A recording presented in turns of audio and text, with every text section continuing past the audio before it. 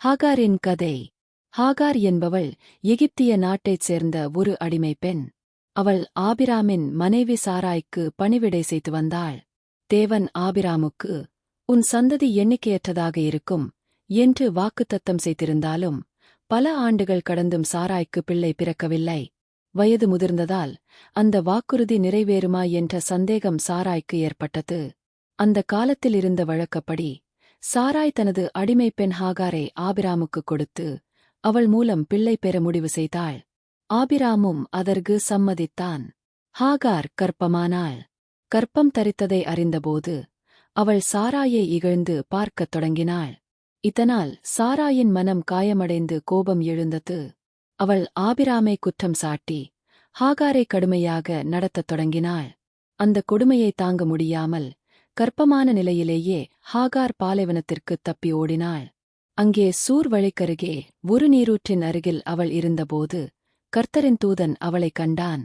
அவளை பெயரால் அழைத்து, நீ எங்கிருந்து வருகிறாய், எங்கே போகிறாய் என்று கேட்டான்.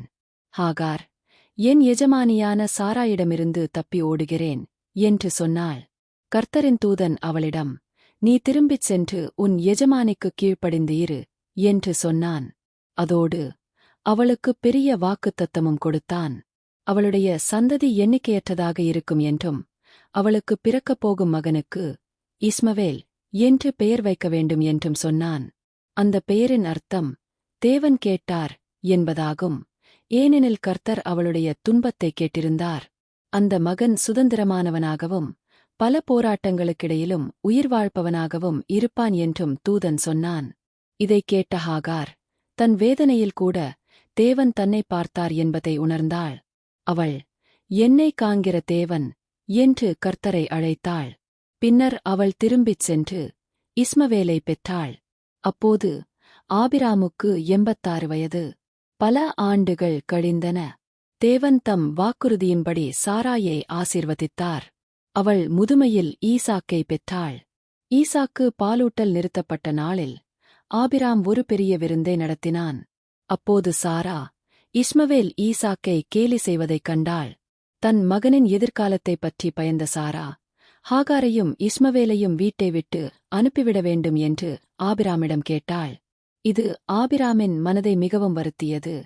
ஏனெனில் இஸ்மவேலும் அவனுடைய மகன்தான். ஆனால் தேவன் அவனை தேற்றிக் கூறினார், ஈசாக்கு உடன்படிக்கையின் மகன் என்றாலும் இஸ்மவேலையும் அவர் கைவிட மாட்டார். அவனையும் ஒரு பெரிய ஜாதியாக மாற்றுவார் என்று சொன்னார்.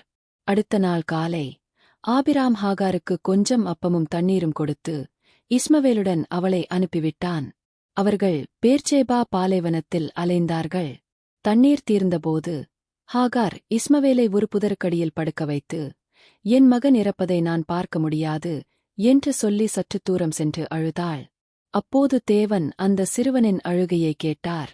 கர்த்தரின் தூதன் பரலோகத்திலிருந்து ஹாகாரை அழைத்து, பயப்படாதே, சிறுவனின் சத்தத்தை தேவன் கேட்டிருக்கிறார் என்று சொன்னான். தேவன் அவளுடைய கண்களைத் திறந்தபோது அவள் அருகில் ஒரு நீர் கிணற்றைக் கண்டாள். அவள் தண்ணீர் எடுத்து தன் மகனுக்கு குடிக்கக் கொடுத்தாள். தேவன் இஸ்மவேலுடன் இருந்தார். அவன் வளர்ந்து பாலைவனத்தில் வாழ்ந்து வில்லாளியாக ஆனான். ஹாகார் அவனுக்கு எகிப்திய நாட்டிலிருந்து ஒரு மனைவியைத் தேர்ந்தெடுத்தாள். தேவன் கூறியபடியே இஸ்மவேலிலிருந்து ஒரு பெரிய ஜாதி உருவானது. ஹாகாரின் கதையின் எளிய பாடம்.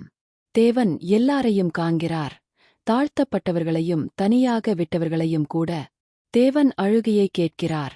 உதவி இல்லாத நேரத்திலும் கஷ்ட நேரத்தில் தேவன் கைவிடமாட்டார்.